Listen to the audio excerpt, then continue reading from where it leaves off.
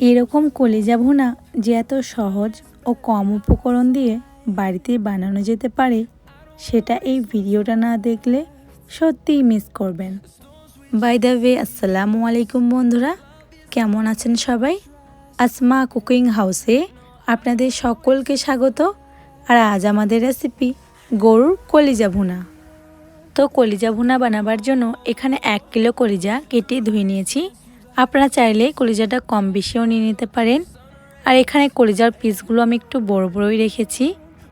কতটা বড় করে রেখেছি সেটা নিশ্চয়ই আপনারা দেখতেই পাচ্ছেন। তো কলিজাটাকে সেদ্ধ করার জন্য চুলার মধ্যে একটা কড়াই বসিয়ে ওর মধ্যে ধুয়ে রাখা কলিজাগুলো দিয়ে দেব। আর একই সঙ্গে বেশি করে পানি অ্যাড করে দেব।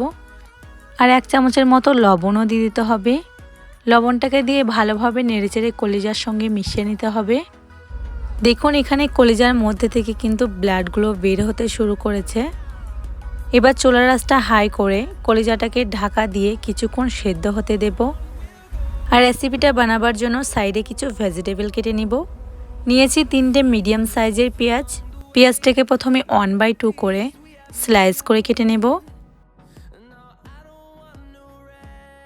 দেখতেই পাচ্ছেন নিশ্চয়ই আপনারা কতটা পাতলা করে কেটেছি। এবার এটাকে উঠিয়ে নেব। আর নিয়ে নিয়েছি একটা বড় সাইজের টমেটো। টমেটোটাকেও প্রথমে 1/2 করে পাতলা করে কেটে নেব।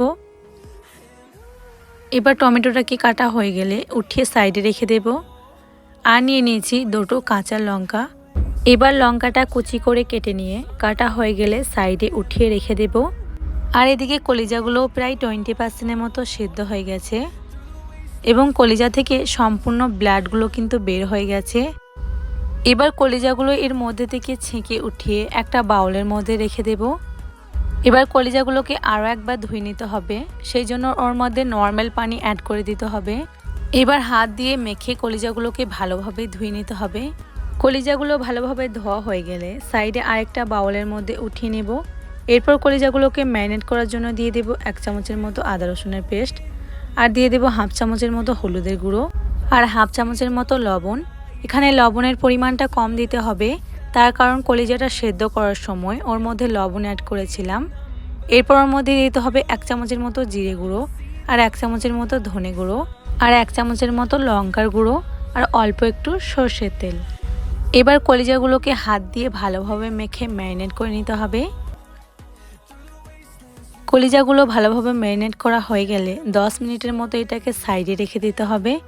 তো ফাইনালি এবার রেসিপিটা বানাবার জন্য চুলার মধ্যে একটা কড়াই বসিয়ে ওর মধ্যে দিয়ে দেবো বেশ খানিকটা সর্ষের তেল। তেলটা হালকা গরম হয়ে আসলে ওর মধ্যে দিয়ে দেবো একটা তেজপাতা আর 1 টুকরো দারচিনি আর 3টে ছোটো এলাচ। এবার এগুলোকে দিয়ে একটু নেড়েচেড়ে ভেজে নেব। এরপর ওর মধ্যে অ্যাড করে দেব পাতলা করে কেটে রাখা পেঁয়াজ। পেঁয়াজটাকে দিয়ে বেশ কিছুক্ষণ ধরে নেড়েচেড়ে কুক করে নিতে হবে। 3 থেকে 4 মিনিটের মতো কুক করার পর পেঁয়াজের কালারটা যখন হালকা একটু চেঞ্জ হয়ে আসবে ওর মধ্যে দিয়ে দেব পাতলা করে কেটে রাখা টমেটো আর একই সঙ্গে দিয়ে দেব কুচি করে রাখা কাঁচা লঙ্কা। টমেটো আর কাঁচা লঙ্কাটাকে দিয়ে আরও বেশ কিছুক্ষণ কুক করে নিতে হবে।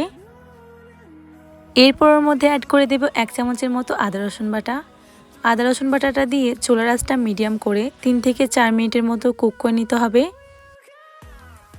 এরপর মশলা থেকে যখন আদা রসুনের কাঁচা গন্ধটা চলে যাবে তখন ওর মধ্যে দিয়ে দেব অল্প একটু হলুদের গুঁড়ো আর অল্প একটু কাশ্মীরি লঙ্কার গুঁড়ো। মশলাগুলোকে দিয়ে নেড়েচেড়ে পেঁয়াজের সঙ্গে ভালোভাবে মিশিয়ে নিতে হবে। এরপর ওর মধ্যে দিয়ে দেব ম্যারিনেট করে রাখা কলিজাগুলো আর একই সঙ্গে ম্যারিনেট করা বাউলটা ধুয়ে অল্প একটু পানিও অ্যাড করে দিতে হবে। এরপর চুলার আঁচটা হাই করে কলিজাগুলোকে 4 থেকে 5 মিনিটের মতো নেড়েচেড়ে কষতে হবে। হাই ফ্লেমে কষানো হয়ে গেলে এরপর চুলার আঁচটা একেবারে লোতে করে কলিজাটাকে ঢাকা দিয়ে আরও 7 মিনিটের মতো কষতে দিতে হবে। 7 মিনিট পর ঢাকনাটা খুলে দেখুন কলিজা থেকে সম্পূর্ণ তেল ছেড়ে দিয়েছে এবং কলিজাটাও খুব সুন্দরভাবে কষানো হয়ে গেছে। একবার সব কিছু নেড়েচেড়ে মিশিয়ে নেব। এরপর ওর মধ্যে অল্প একটু পানি অ্যাড করে দেব। পানিটাকে দিয়ে আরও একবার ভালোভাবে নেড়েচেড়ে মিশিয়ে নেব। এবার চুলার আঁচটা মিডিয়াম করে ঢাকা দিয়ে কলিজাটাকে আরও 5 মিনিটের মতো কুক হতে দেব। চলুন 5 মিনিট পর ঢাকনাটা খুলে দেখব। দেখুন কলিজা ভুনার কালারটা কতটা সুন্দর এসছে এবং কতটা লবণীয় লাগছে। তার সাথে কলিজাটাও খুব সুন্দরভাবে কুক হয়ে গেছে।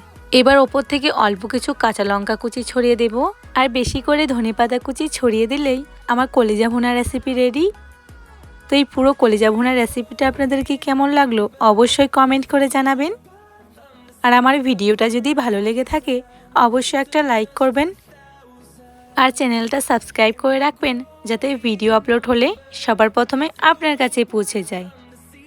তো আজকের এই ভিডিওটা এই পর্যন্তই, দেখা হবে নেক্সট কোনো ভিডিওতে ইনশাআল্লাহ। ততক্ষণ আপনারা ভালো থাকুন, সুস্থ থাকুন এবং সকল মানুষকে ভালো রাখার চেষ্টা করুন। আল্লাহ হাফিজ।